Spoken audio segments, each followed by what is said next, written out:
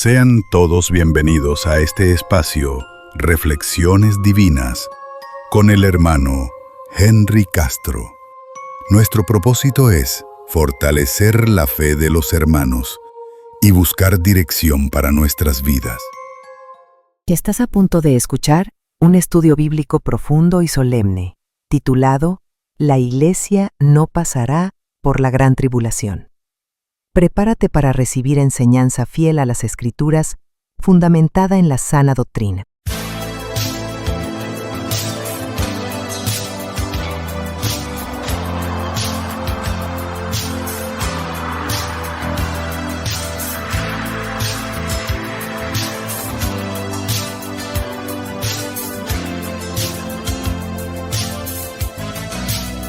Desde tiempos antiguos, el pueblo de Dios ha sido instruido a velar, a discernir los tiempos y a esperar con ansias el cumplimiento de las promesas divinas.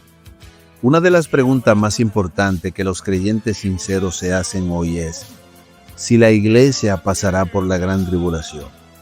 La respuesta a esta pregunta ha sido debatida por siglos y ha dado origen a tres posturas principales: la postura pretribulacionista, la postura mixtribulacionista y la postura posttribulacionista.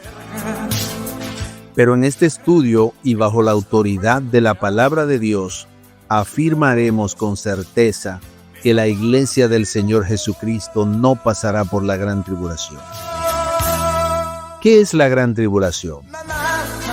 La gran tribulación es un período profetizado por el Señor Jesucristo y ampliado por el apóstol Juan en el libro del Apocalipsis. Se trata de un tiempo de angustia sin precedentes en la historia humana, donde la ira de Dios será derramada sobre un mundo que ha rechazado su palabra. En el Evangelio según Mateo capítulo 24, verso 21, el Señor dice: porque habrá entonces gran tribulación, cual no la ha habido desde el principio del mundo hasta ahora, ni la habrá. Ni la habrá.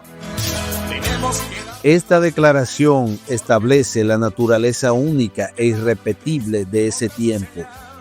También el profeta Daniel en el capítulo 12, verso 1, lo anunció de esta manera: habrá tiempo de angustia cual nunca fue desde que hubo gente hasta entonces. Es claro que este tiempo no es simplemente una época difícil o una persecución común, sino un evento singular en el cual los juicios de Dios caerán sobre las naciones. Y se manifestará el gobierno del anticristo con todo el poder del engaño satánico. ¿Por qué decimos que la iglesia no pasará por ese tiempo? La primera evidencia la encontramos en la naturaleza del período. La gran tribulación es la manifestación de la ira de Dios. En el libro de Apocalipsis capítulo 6, cuando se abre el sexto sello, los hombres impíos claman a los montes diciendo: caed sobre nosotros y escondednos del rostro de aquel que está sentado sobre el trono y de la ira del Cordero, porque el gran día de su ira ha llegado, ¿y quién podrá sostenerse en pie? El apóstol Pablo enseña claramente en la primera a los Tesalonicenses capítulo 1 verso 10 que Jesús nos libra de la ira venidera. Y en el capítulo 5 verso 9 dice: porque no nos ha puesto Dios para ira, sino para alcanzar salvación por medio de nuestro Señor Jesucristo. Si la gran tribulación es el tiempo de la ira de Dios, y si la iglesia ha sido librada de la ira, entonces es evidente que no estará presente durante ese juicio. Otra evidencia contundente es la doctrina del arrebatamiento. El apóstol Pablo en la primera a los Tesalonicenses capítulo 4, versos del 13 al 18, describe cómo los muertos en Cristo resucitarán primero y luego los que estemos vivos seremos arrebatados juntamente con ellos en las nubes para recibir al Señor en el aire. Este evento es repentino glorioso y ocurre antes del derramamiento del juicio final. También en Apocalipsis capítulo 3, verso 10, el Señor promete a la iglesia fiel de Filadelfia: por cuanto has guardado la palabra de mi paciencia, yo también te guardaré de la hora de la prueba que ha de venir sobre el mundo entero, para probar a los que moran sobre la tierra. Notemos que no dice que los guardará en medio de la prueba, sino de la hora misma, es decir, serán librados de entrar en ese tiempo de gran angustia. El arrebatamiento, por tanto, no es una teoría sin fundamento, sino una promesa viva del Señor para su iglesia. Esta esperanza bienaventurada ha sostenido a los creyentes de todas las generaciones, como dice Tito capítulo 2, verso 13, aguardando la esperanza bienaventurada y la manifestación gloriosa de nuestro gran Dios y Salvador Jesucristo. Ahora bien, veamos qué dicen las otras posturas. Las otras dos posturas que han sido sostenidas por algunos intérpretes son el mictribulacionismo y el posttribulacionismo. Lo que sostiene la primera es que la iglesia será arrebatada a la mitad del período de la tribulación, es decir, después de los primeros 3 años y medio, cuando aparezca el anticristo y se manifieste con mayor poder. Por su parte, los posttribulacionistas afirman que la iglesia pasará por toda la tribulación y será arrebatada al final, cuando el Señor Jesucristo regrese con gloria.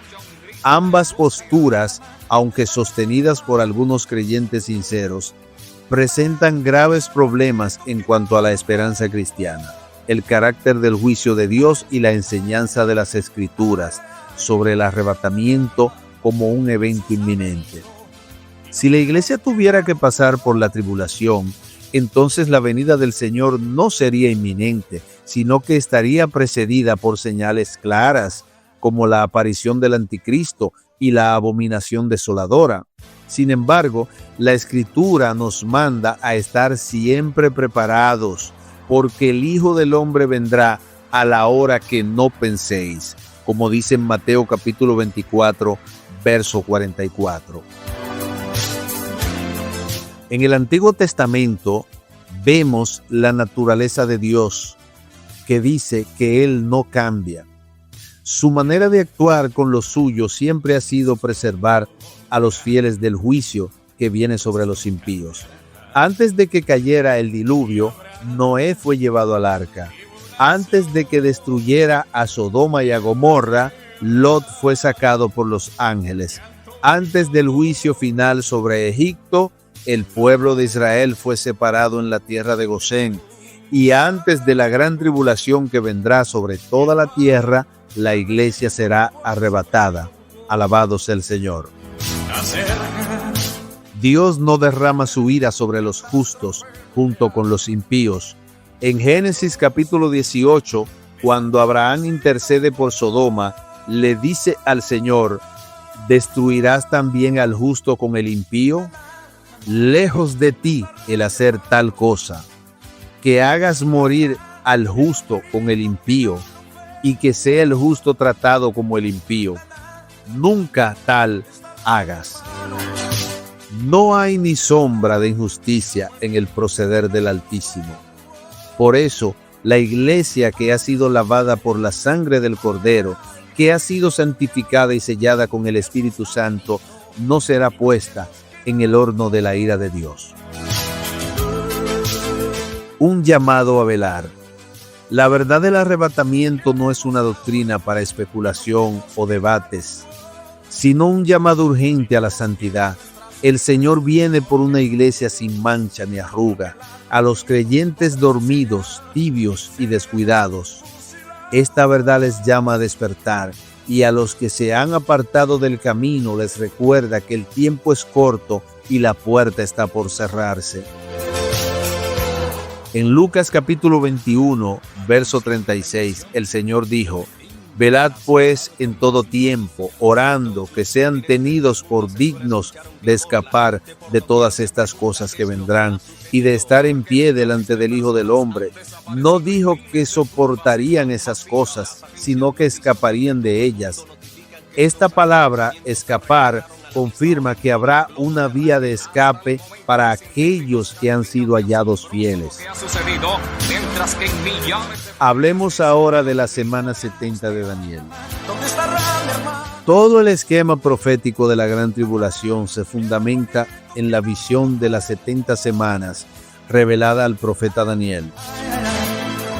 En el capítulo 9 del libro de Daniel, el ángel Gabriel le explica que 70 semanas están determinadas sobre su pueblo y su santa ciudad. Sabemos que cada semana representa 7 años, lo que nos da un total de 490 años de trato especial de Dios para con Israel. De esas 70 semanas ya se han cumplido 69, que culminaron con la venida del Mesías. Pero hay una semana restante, la número 70, que aún no se ha cumplido. Esta última semana de 7 años es lo que la profecía identifica como el tiempo del fin, el tiempo del trato final de Dios con la nación de Israel. Durante esa semana, dice Daniel capítulo 9, verso 27, el príncipe que ha de venir confirmará un pacto con muchos por una semana, y a la mitad de la semana hará cesar el sacrificio y la ofrenda. Esta descripción se corresponde con la aparición del anticristo y su posterior traición al pueblo de Israel, profanando el templo y estableciendo su dominio mundial. Este tiempo de tribulación, entonces, está ligado directamente al calendario profético de Israel, no al de la iglesia. El propósito es concluir la transgresión, poner fin al pecado, expiar la iniquidad y traer justicia perdurable. Como dice el mismo pasaje, por eso es inconsistente pensar que la iglesia de Cristo pasará por ese periodo profético que no le corresponde. La iglesia como cuerpo de Cristo, compuesto por judíos y gentiles redimidos, fue un ministerio oculto en las edades pasadas y revelado recién en el Nuevo Testamento. El apóstol Pablo declara en Efesios capítulo 3, versos 5 y 6, que este misterio no fue dado a conocer a los hijos de los hombres en otras generaciones, como ahora es revelado a sus santos apóstoles y profetas. Por tanto, cuando el Antiguo Testamento habla del tiempo de tribulación, no está hablando de la iglesia, porque aún no había sido revelada. En Jeremías capítulo 30, verso 7, leemos: ¡ay, cuán grande es aquel día, tanto que no hay otro semejante a él! Tiempo de angustia para Jacob, pero de ella será librado. Este es el tiempo de angustia para Jacob, es decir, para Israel, no para la iglesia. Hablemos de la mujer y el dragón de Apocalipsis capítulo 12. Una de las visiones más reveladoras en el Apocalipsis es la que aparece en el capítulo 12, donde Juan ve a una mujer vestida del sol con la luna debajo de sus pies y una corona de 2 estrellas. Esta mujer representa a Israel conforme al simbolismo que ya había aparecido en el sueño de José, registrado en el libro del Génesis. En esta visión, el dragón, que es Satanás, procura destruir al hijo varón que ha de regir con vara de hierro, símbolo claro del Mesías. Luego, al no poder hacerlo, persigue a la mujer y ésta huye al desierto, donde tiene lugar preparado por Dios para ser sustentada por 1260 días, es decir, 3 años y medio.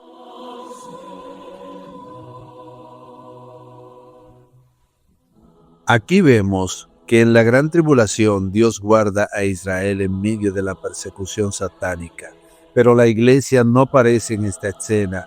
No hay mención del cuerpo de Cristo siendo perseguido, sino de Israel como nación. Esto es coherente con el hecho de que la iglesia ya habrá sido arrebatada antes de este conflicto. Hablemos de los 144,000 sellados. En Apocalipsis capítulo 7 se introduce a un grupo especial, 144,000 sellados de todas las tribus de los hijos de Israel. 12,000 de cada tribu son apartados y sellados como siervos de Dios. Esto refuerza una vez más que el escenario de la gran tribulación gira en torno a Israel. Estos 144,000 no representan a la iglesia, porque están específicamente identificados por tribus.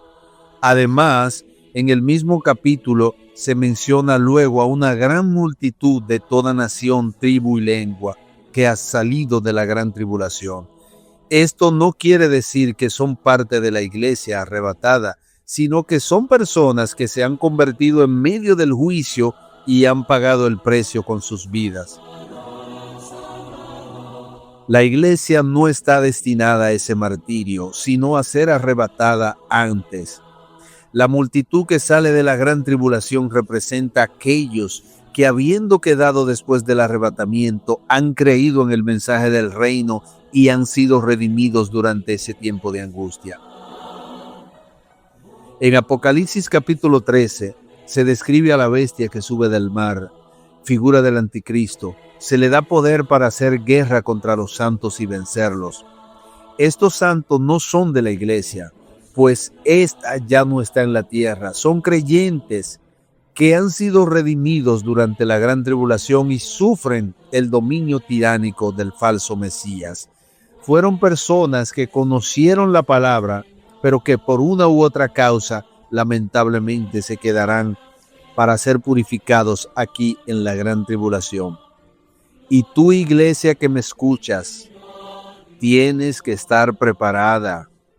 Tenemos que estar preparados para la venida del Señor Jesucristo, para ser levantados. No esperemos estar en la gran tribulación para entonces querer vivir un verdadero evangelio y amar verdaderamente al prójimo.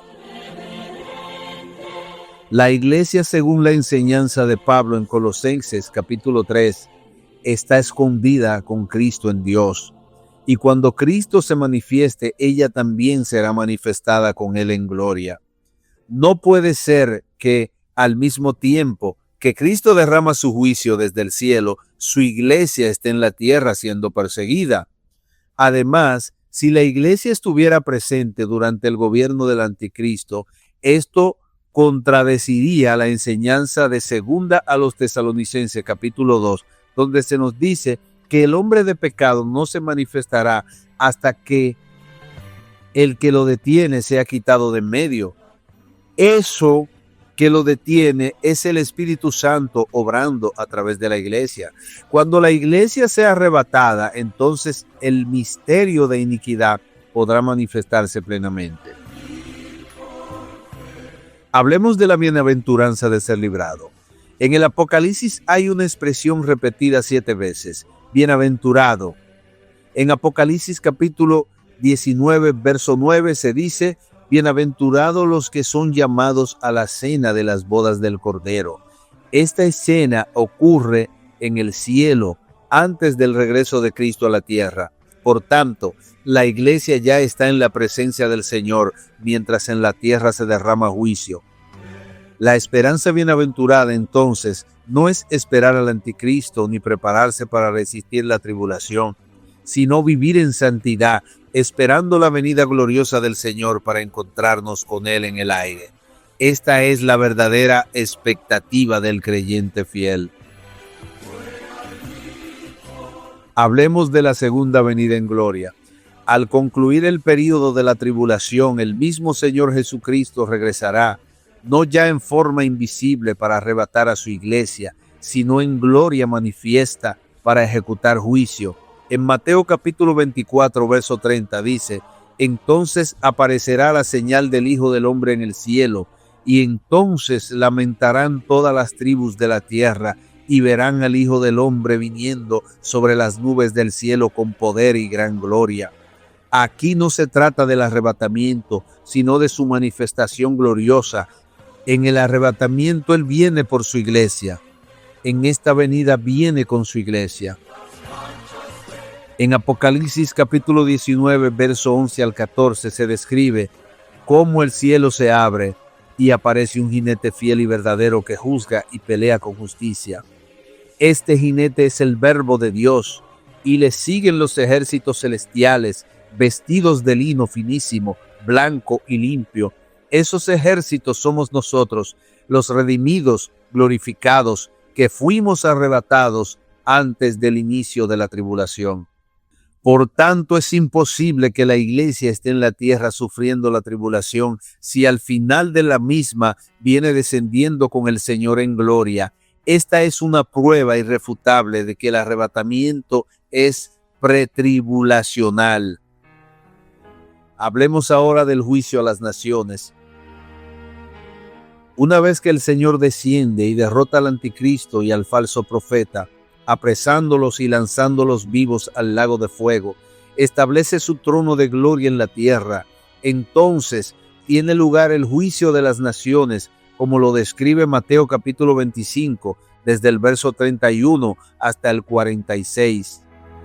Allí se narra cómo el Hijo del Hombre se sentará en su trono y serán reunidas delante de él todas las naciones. Separará a los unos de los otros, como el pastor separa a las ovejas de los cabritos. Las ovejas son aquellos que ayudaron a los hermanos del Señor durante la tribulación, y los cabritos son los que se negaron a hacerlo. Este juicio no es el juicio del trono blanco, ni es para la iglesia. La iglesia ya ha sido glorificada y participa en el juicio, como lo enseña Pablo en primera a los Corintios capítulo 6, verso 2. ¿No saben que los santos han de juzgar al mundo? El juicio de las naciones marca el inicio del reino milenial, donde Cristo gobernará desde Jerusalén. Hablemos de la restauración del reino de Israel. Durante el reino milenial se cumplirá la promesa hecha a los patriarcas, a David y a los profetas, de que Israel poseerá la tierra y será cabeza de naciones. El reino será literal, visible y glorioso.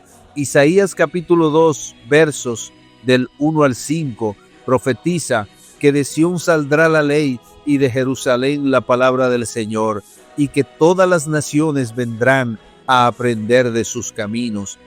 Zacarías capítulo 14 describe que las naciones subirán cada año a adorar al Rey, el Señor de los ejércitos, y a celebrar la fiesta de los tabernáculos. Esta restauración es para Israel, no para la iglesia. La iglesia reinará con Cristo desde los cielos en cuerpos glorificados, como reyes y sacerdotes, según Apocalipsis capítulo 1, verso 6. La gran tribulación, por tanto, es el umbral del reino milenial, un juicio necesario para purificar las naciones y preparar el regreso de Cristo en gloria. Pero la iglesia que fue tomada antes regresa con él en poder.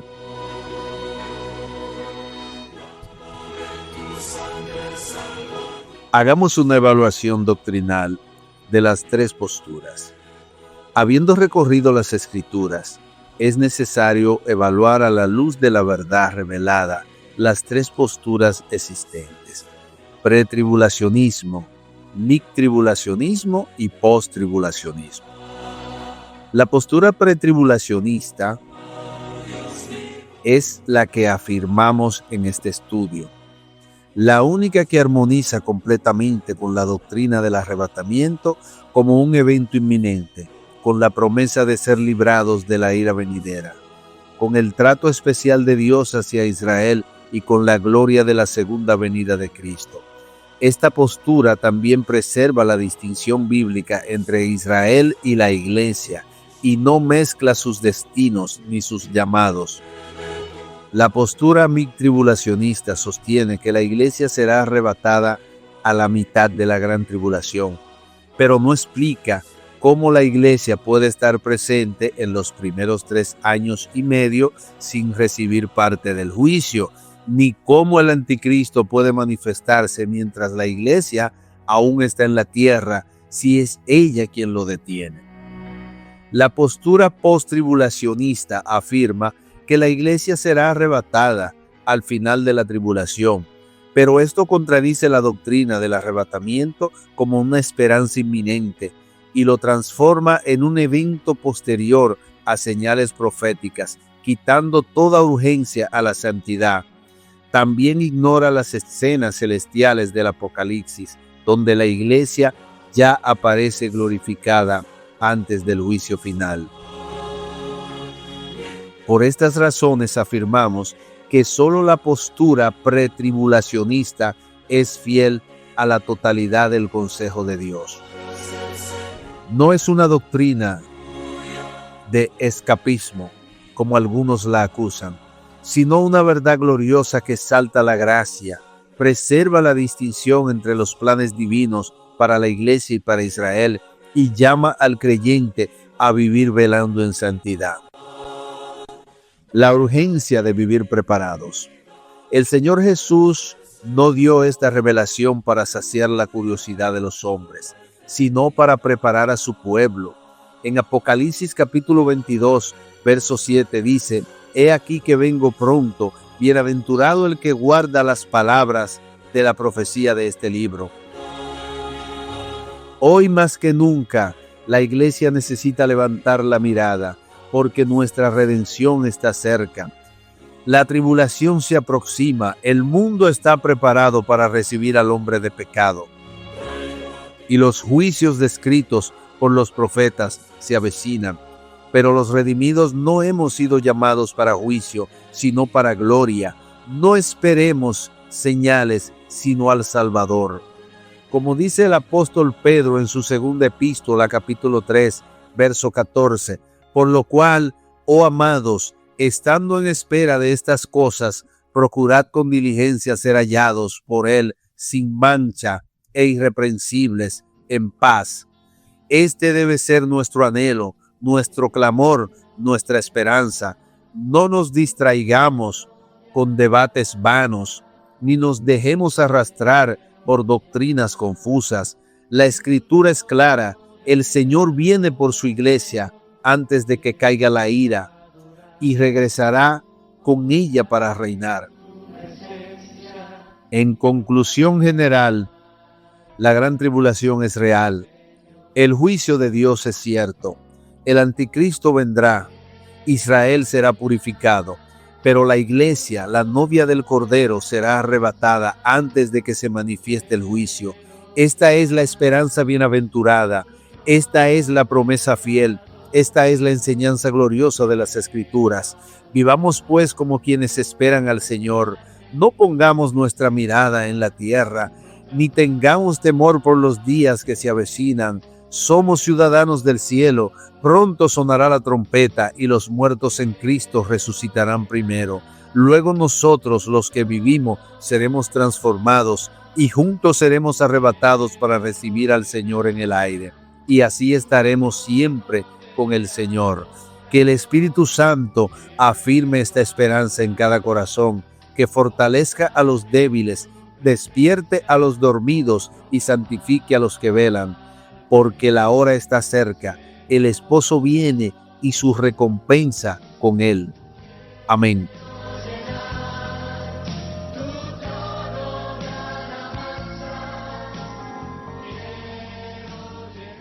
Si este mensaje ha edificado tu vida y deseas recibir más enseñanzas como esta, te invito a suscribirte, dejar tu comentario y compartir este mensaje con otros.